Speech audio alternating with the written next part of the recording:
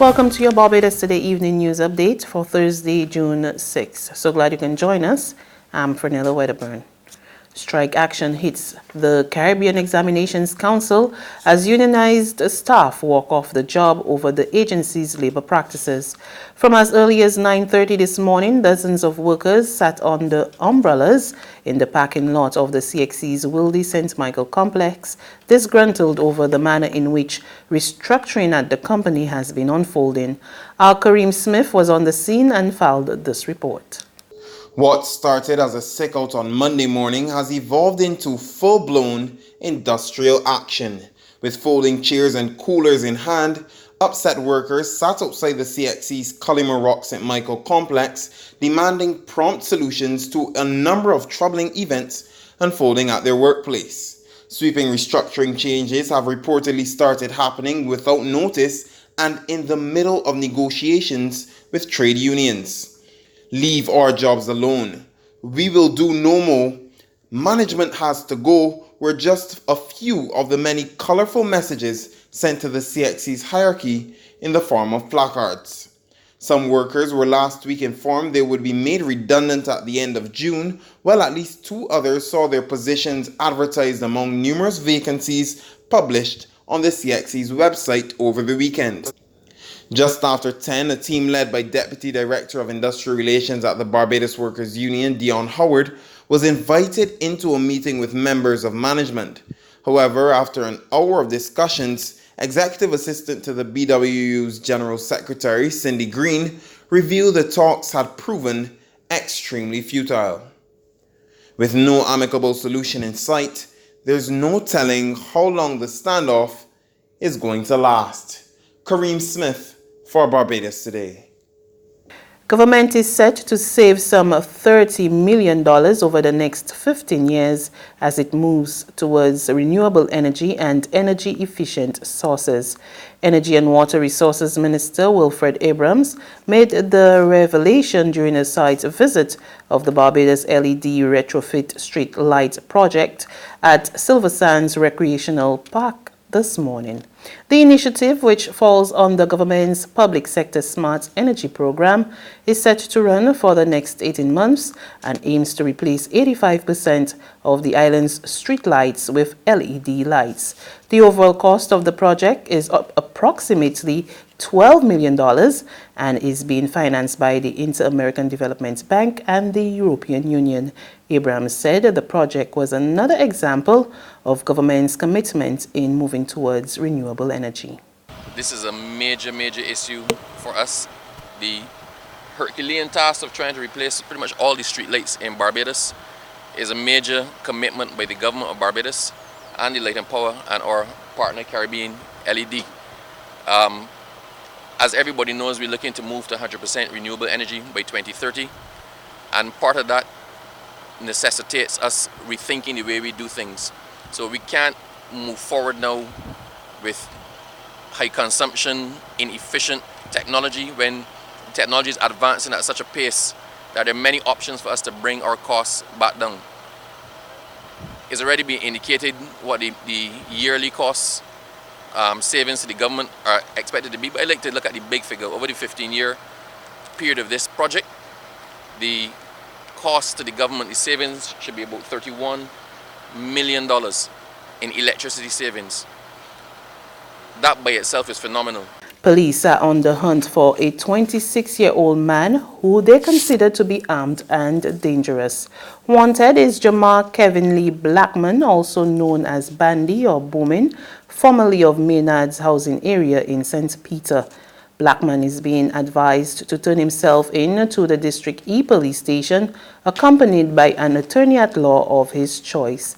Anyone who may know of his whereabouts is also asked to contact Police Emergency Number 211 Crime Stoppers at 1-800-8477 or the nearest police station. Lawmen are reminding the public that it is a serious offense to harbor or assist wanted persons. Anyone caught committing this offense can be prosecuted.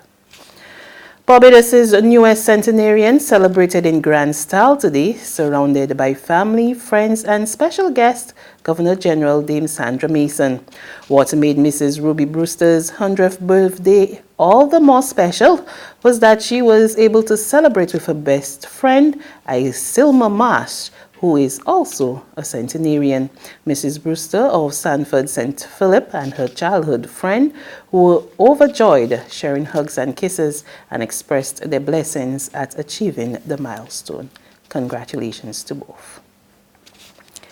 Sports now. Shea Hope and captain Jason Holder struck half centuries, but West Indies were undermined by Mitchell Starc's 5-wicket haul and went down by 15 runs to Australia.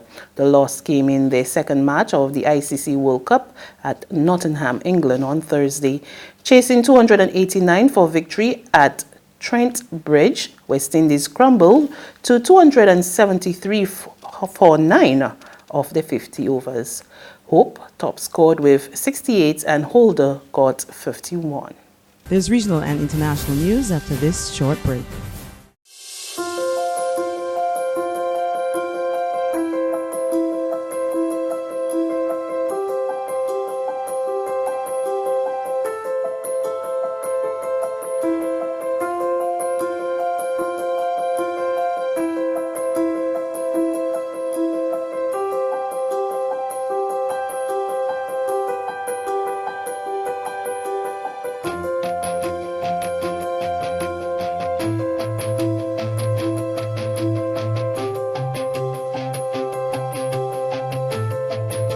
Barbados Today, news you can trust. To developments on the regional front, Trinidad and Tobago's opposition leader Kamala Persad-Bissessar criticizes government's handling of the Venezuelan immigrant registration process. She maintains that the situation is not being properly managed. We get more in this report from TV6 News. What's the plan? You register them, and what is the plan? So the government has not planned this thing properly. They have not put it into place from day to day. They don't seem to have thought it out. When asked what will happen at the end of the year, the acting minister said he couldn't speak about that. The opposition leader says while she supports the humanitarian effort, a better strategy needs to be in place. In our communities especially, there are so many of these migrants that will impact socio-economic, health-wise, education-wise. We wait to see, and we will offer whatever assistance we can. Commenting on the government's choice to use rental venues to conduct the registration, Persad-Bissessar says it might have been the better option. And maybe that may not be such a bad thing, because I had concerns about whether they'll be using EBC offices. Remember, we had concerns, or any kind of government office where you may have some kind of interference with the process. So what will be important is what does it cost? What has been the cost for the rental of the venues? We still don't know what that cost is. And on the international scene, worrying statistics from the World Health Organization. According to the WHO, data released today, 1 million new sexually transmitted infections are being recorded every day among people aged 15 to 49. Here's Dr. Melanie Taylor, the WHO's study author and sexually transmitted infections expert. Today, WHO released updated estimates of 4 curable sexually transmitted infections. These infections include syphilis, gonorrhea, chlamydia, and trichomoniasis. These estimates include 376 million new estimated infections occur annually. This is more than 1 million sexually transmitted infections occurring daily. These estimates can be interpreted as 1 in 25 persons being infected with a sexually transmitted infection.